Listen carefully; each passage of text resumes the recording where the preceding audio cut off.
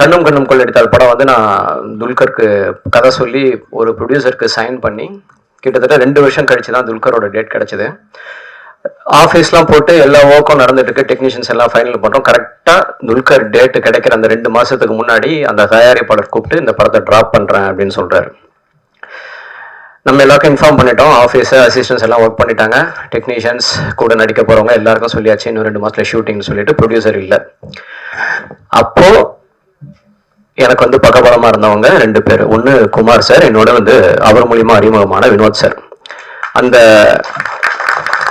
2 மாதம் நான் யார்கிட்டயுமே சொல்லலை. என் ஃபேமிலிக்கு தெரியாது, என் அசிஸ்டன்ட் டைரக்டர்ஸுக்கு தெரியாது, டெக்னீஷியன்ஸுக்கு தெரியாது இந்த மாதிரி படம் ட்ராப் அப்படின்னு சொல்லிட்டு.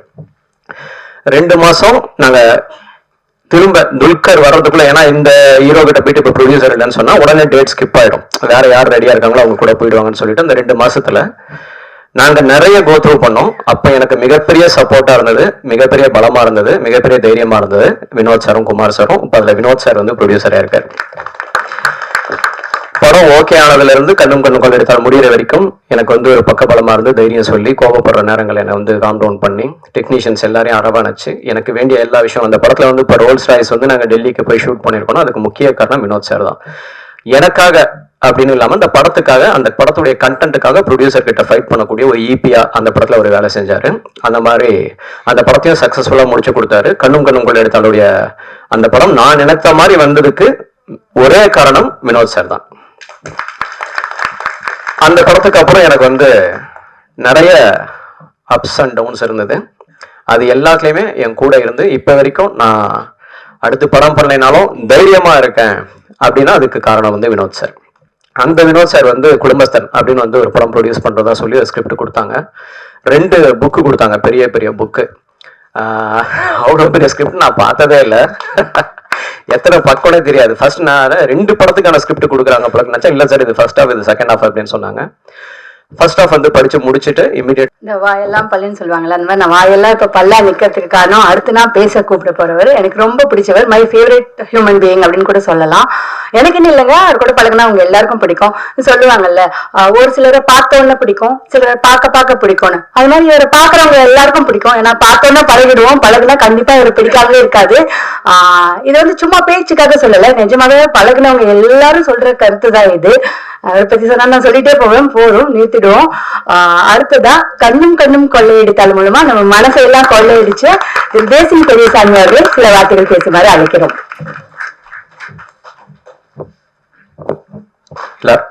எல்லாருக்கும் வணக்கம். குடும்பஸ்தன் விழா, இது வந்து என்னோட குடும்ப விழா அப்படின்னு தான் சொல்லணும். ஏன்னா இந்த படத்துடைய தயாரிப்பாளர் வினோத் குமார். கண்ணும் கண்ணும் கொள்ளடித்தால் படம் வந்து நான் துல்கருக்கு கதை சொல்லி ஒரு ப்ரொடியூசருக்கு சைன் பண்ணி கிட்டத்தட்ட 2 வருஷம் கழிச்சு தான் துல்கரோட டேட் கிடைச்சது.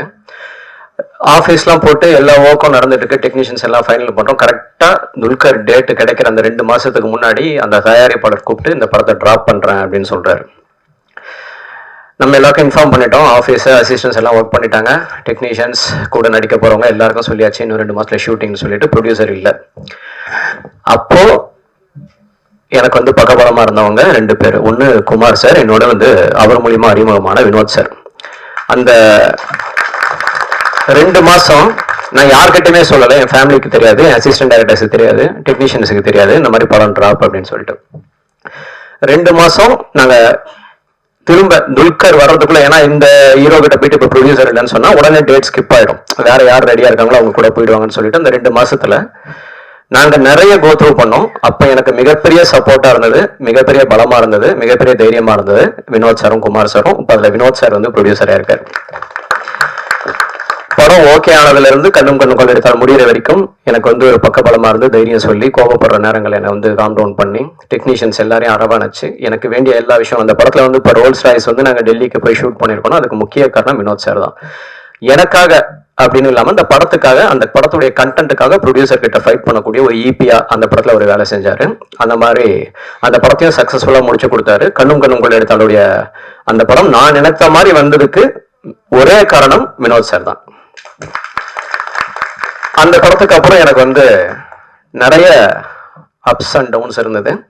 அது எல்லாத்துலேயுமே என் கூட இருந்து இப்போ வரைக்கும் நான் அடுத்து படம் பண்ணலைனாலும் தைரியமாக இருக்கேன் அப்படின்னா அதுக்கு காரணம் வந்து வினோத் சார். அந்த வினோத் சார் வந்து குடும்பஸ்தன் அப்படின்னு வந்து ஒரு படம் ப்ரொடியூஸ் பண்ணுறதா சொல்லி ஒரு ஸ்கிரிப்ட் கொடுத்தாங்க. 2 புக்கு கொடுத்தாங்க, பெரிய பெரிய புக்கு. அவ்வளோ பெரிய ஸ்கிரிப்ட் நான் பார்த்ததே இல்லை. எத்தனை பக்கம்னே தெரியாது. ஃபர்ஸ்ட் நான் 2 படத்துக்கான ஸ்கிரிப்ட் கொடுக்குறாங்க பழக்கம் நினச்சா, இல்லை சார் இது ஃபர்ஸ்ட் ஹாஃப், இது செகண்ட் ஹாஃப் அப்படின்னு சொன்னாங்க.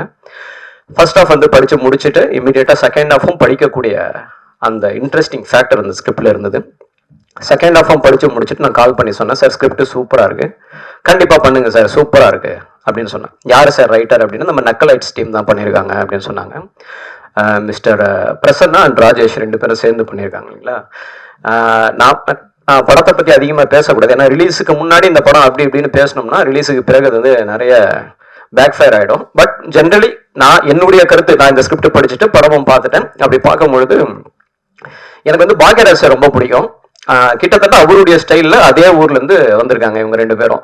ரொம்ப நல்லா இருந்தது, சூப்பராக இருந்தது.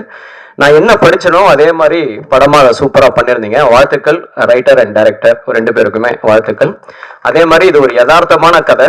நம்ம குடும்பத்தில் வந்து கஷ்டப்பட்டு என்னென்னலாம் பண்ணிட்டு இருப்போம். ஒரு மாதம் ஓட்டுறது வந்து அது நம்ம எல்லாருமே நினைப்போம், மாதம் 30,000 இருந்தால் போதுங்க என் லைஃப் ஹாப்பியாக இருக்கும், நான் ஓட்டிடுவேன்ட்டு. ஆனால் அது நடக்காது. 50,000 வரும்போது நினைப்போம், மாதம் 50,000 இருந்தால் போதும் நம்ம லைஃப்பை ஓட்டிடுவோம், செட்டில்ரா அப்படின்ட்டு. அப்பவும் நடக்காது. அது 1,00,000 வந்தாலும் நடக்காது. அது எப்படின்னு தான் தெரியல.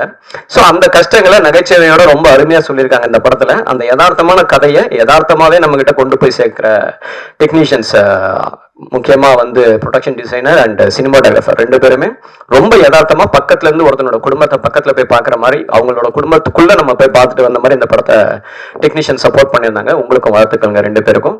எடிட்டர் சூப்பரா, நிறைய வேர்ஷன்ஸ், இந்த படத்தோட நிறைய வேர்ஷன்ஸ் பார்த்துருக்கேன். எல்லா வேர்ஷனுமே ரொம்ப பொறுமையா அதே அளவுக்கு அழகா ரொம்ப அழகா பண்ணியிருந்தாரு. வாழ்த்துக்கள். காஸ்டியூம் டிசைனர் நீங்களும் யதார்த்தமா ஒரு கோயம்புத்தூருக்கு தேவையான அந்த மிடில் கிளாஸுக்கு தேவையான விஷயங்கள் என்னவோ அது கரெக்டா பண்ணியிருந்தீங்க, சூப்பரா இருந்தது. அதுக்கப்புறம் ஐ திங்க் டெக்னீஷியன்ஸ் எல்லாரும், வின்சி சார் வின்சி சார் வந்து எப்படின்னா, சில பேருக்கு வந்து கதை கேட்குற பொறுமையா இருக்காது சினிமாவில். அது எவ்வளோ பெரிய சீஃப் டெக்னீஷியனாக இருந்தாலும் எனக்கு ஒரு 4 மணி நேரத்தில் சொல்லுங்க போதும் அப்படின்னு தான் சொல்லுவாங்க. இவர் மட்டும்தான் ஃபுல் கதை கேட்பார். யாரு போஸ்டர் டிசைனர் ஃபுல் கதை கேட்பார். நான் ஃபுல் கதை கேட்காட்டி இந்த ப்ராஜெக்ட் பண்ண மாட்டேன் அப்படின்னுவாரு. ஏன்னா அந்த கதையை கேட்டு அந்த கதைக்கு என்னவோ நம்ம போஸ்டர்ல அந்த படத்துக்கு என்ன ஜஸ்டிஃபை பண்ண முடியுமோ அதை பண்ணக்கூடிய ஒரே டிசைனர். அதனாலதான் அவருடைய போஸ்டர்ஸ் எல்லாமே வந்து தனித்துவமா இருக்கு. சூப்பர். அப்புறம் வைஷாக்கோட சாங் வந்து எனக்கு பொதுவாக வந்து எனக்கு சாங்லாம் ஜட்ஜ் பண்ண தெரியாது. ஒரு சாங் எல்லாரும் கேட்குற சாங் தான் எனக்கு பிடிக்கும். நம்ம இந்த தனி ஃபோல்டரில் இந்த சாங் சூப்பராக இருக்கும்னு கேட்குற பழக்கலாம் கிடையாது. ஆனால் வைஷாக்கோட சாங் கேட்ட உடனே இம்மீடியட்டாக கேட்சியாக இருந்தது. அதில் ரொம்ப சர்ப்ரைசிங்கான விஷயம் என்னன்னா, நீங்களே லிரிக் ரைட்டரும் கூட. பொதுவாக டயலாக்ல காமெடி டைமிங்லாம் இருக்கும், லிரிக்லேயே அதில் டைமிங்லாம் இருந்தது. சூப்பராக இருந்தது, ஃபண்டாஸ்டிக்காக இருந்தது. எஸ்பெஷலி இந்த ஜீரோ பேலன்ஸ் ஹீரோ சாங் வந்து ஒன்ஸ் கேட்டுட்டோம்னா அது மைண்ட்ல ஓடிக்கிட்டே இருக்கு. அந்த சாங் சூப்பரா இருக்கு, அருமையா பண்ணிருக்கீங்க, ஃபண்டாஸ்டிக். அதுக்கப்புறம் ஆக்டர்ஸ் குரு சோமசுந்தரம் சார், எல்லாருக்குமே தெரியும் அவரை பத்திலாம் நம்ம என்ன பேச முடியும். ஆரண்ய காண்டம், வஞ்சகர் உலகம், மின்னர் முரளி அப்படின்னு சொல்லி எல்லா படத்துலயுமே வந்து சூப்பரா பண்ணியிருப்பாரு. அவர் சொன்ன மாதிரி இந்த படத்துல அவருக்கு வந்து ரொம்ப டிஃப்ரெண்டான ஒரு ரோல், காமெடி பண்ணியிருக்காரு ஃபர்ஸ்ட் டைமா. அதுவும் அதுல ஒரு இரிட்டேட் பண்ற சிரிப்பு ஒன்று சிரிக்கிறாரு. சூப்பரா இருந்தது. அந்த சிரிப்பு எங்க இருந்து பிடிச்சிங்கன்னு தெரியல, சூப்பரா இருந்தது. உங்களோட இன்ட்ரோடக்ஷன் சீன்ல வந்து ஒருத்தங்கிட்ட உட்காந்து பேசுவீங்க, அந்த அவன் நீ பண்ணது எனக்கு தெரியும், ஆனா இந்த டைமுக்காக நான் வெயிட் பண்ணிட்டு இருந்தேன்னு. சூப்பரா இருந்தது சார், அருமையா இருந்தது. ஓவராலா என்டையர் ஃபிலிம் சூப்பரா பண்ணியிருந்தீங்க. அதுக்கப்புறம் சான்வி ரொம்ப அழகா இருந்தீங்க ஸ்கிரீன்ல. உங்களோட பேர் சூப்பரா இருக்கு, சூப்பரா ஒரு middle class husband and wife மாதிரி அருமையா இருந்தீங்க, அழகா இருந்தீங்க ஸ்கிரீன்ல பாக்குறதுக்கு. நீங்க சூப்பரா ஒரு சீன்ல வந்து இந்த ஒரு பெயினோட டைலாக் பேசிட்டு போனோம் கார்ல. எனக்கு ரொம்ப ஆச்சரியமா இருந்தது, இவங்க எங்க அந்த பாஸ் எடுக்கிறாங்க, எப்ப கத்துறாங்க பெயினுக்கு, எப்ப திடீர்னு டைலாக் உள்ள வராங்கன்னு சொல்லிட்டு அது எப்படி நீங்க சொல்லி கொடுத்து என்ன, அது சூப்பரா இருந்த சீன், அருமையா இருந்தது, அருமையா பண்ணிருந்தீங்க. அதுக்கப்புறம் ஹீரோ, இந்த படத்துடைய நாயகன் மணிகண்டன், அவர் வந்து ஒரு சில பேர் வந்து சினிமால வந்து அவங்களுடைய லைஃப்பை திரும்பி பார்க்கும்போது வந்து ஒரு இன்ஸ்பைரிங் பர்சனாக இருப்பாங்க. ஒரு ஹைட்டை ரீச் பண்ணியிருப்பாங்க. அவங்க எங்கிருந்து ஆரம்பிச்சாங்க அப்படிங்கிற அந்த ஃபர்ஸ்ட் வீடியோ எங்கேயாவது இருக்கும். அப்படி பார்த்தோம்னா அவங்க வந்து ரொம்ப இன்ஸ்பைரிங் ஒரு பர்சனாலிட்டியாக இருப்பாங்க. சூப்பர் ஸ்டார் ரஜினி சார், அவர் வந்து அந்த மாதிரி பல பேரை ஒரு இன்ஸ்பைரிங் பர்சனாலிட்டியை இங்கிருந்து ஆரம்பிச்சவர் இங்கே இருக்காரா அப்படின்னு சொல்லிட்டு. அதே மாதிரி சிவகார்த்திகேயன் சார், திடீர்னு ஒரு நாள் கலக்க போது யாரோட கிளிப்பிங்கை பார்த்தோம்னா ஆச்சரியமா இருக்கும், ஆமா இல்லை இன்னைக்கு அமரன் 300 கோடி பண்ணியிருக்காருல அப்படிங்கிற. அதே மாதிரி ஒரு சில வருடங்களுக்கு பிறகு நீங்கள் இருப்பீங்க சார். உங்களுடைய அந்த ஃபர்ஸ்ட் வீடியோ ஏதாவது ஒன்று வரும், கலக்க போகுது அந்த மாதிரி, கண்டிப்பாக வேற லெவலில் இருப்பீங்க அந்த இடத்துல. சூப்பராக பண்ணியிருக்கீங்க சார் இந்த படத்தில். எல்லாமே காமெடி ஆகட்டும், எமோஷன்ஸ், எவ்ரி சீன். ஒரு சீன் அந்த கையில் சாப்பாடை வச்சுட்டு ஒரு ஃபியூ செகண்ட்ஸ் அந்த வெயிட் பண்ணிவிட்டு அதை அப்படி போட்டுட்டு எழுந்தது போகிறதுக்குல சூப்பராக இருந்தது, அருமையாக பண்ணியிருக்கீங்க. ஸோ படம் நான் பார்த்துட்டேன், படம் நல்லா இருக்கு. நிச்சயமாக நல்ல விமர்சனங்கள் எழுதுங்க, நல்லா சப்போர்ட் பண்ணுங்க அப்படின்லாம் நான் சொல்ல மாட்டேன்.